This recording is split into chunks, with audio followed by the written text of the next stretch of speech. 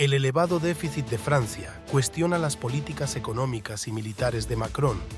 El Estado francés registró en 2023 un déficit del 5,5%, 6 décimas más de lo previsto por el gobierno. Era un dato económico tan temido como previsible.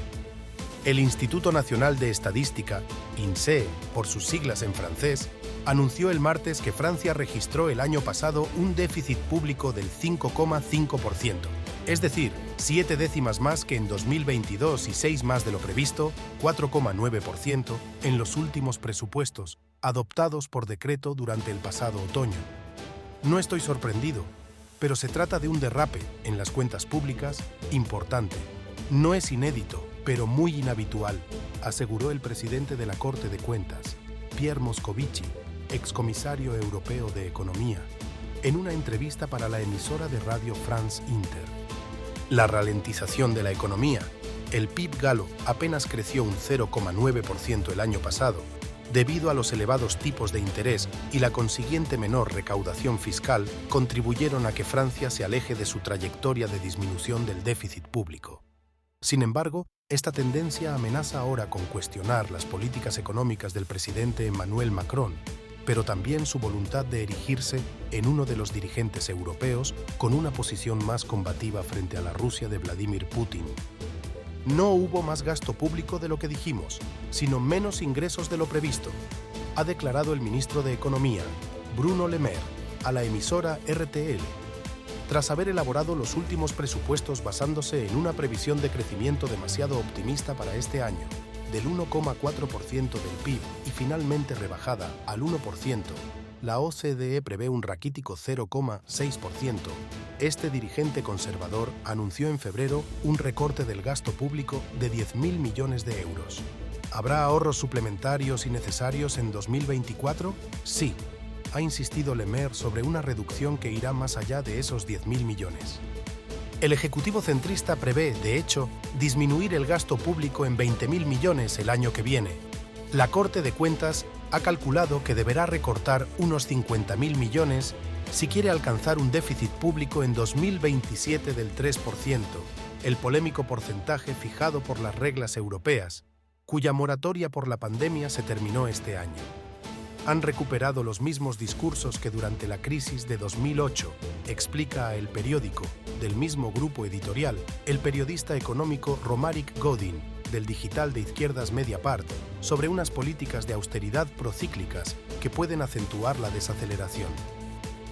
No obstante, no hay la presión de los mercados ni la necesidad de encontrar financiación, recuerda este analista. A diferencia de la situación en la que se encontraron Grecia, Portugal o España en 2010 y 2011, el Estado francés logra endeudarse con facilidad, sin pagar un coste especialmente elevado.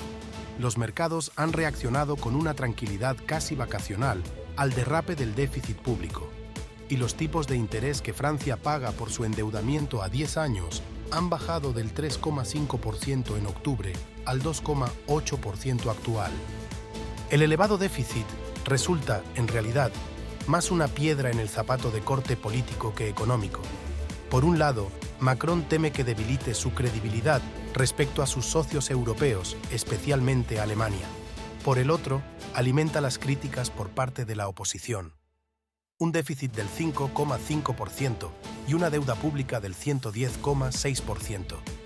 La última sinfonía del Mozart de las finanzas se parece a un canto del cisne. Ha criticado en la red social X el diputado derechista Eric Ciotti, presidente de los republicanos, LR afines al PP, utilizando una expresión, Mozart de las finanzas, habitual para referirse al presidente francés.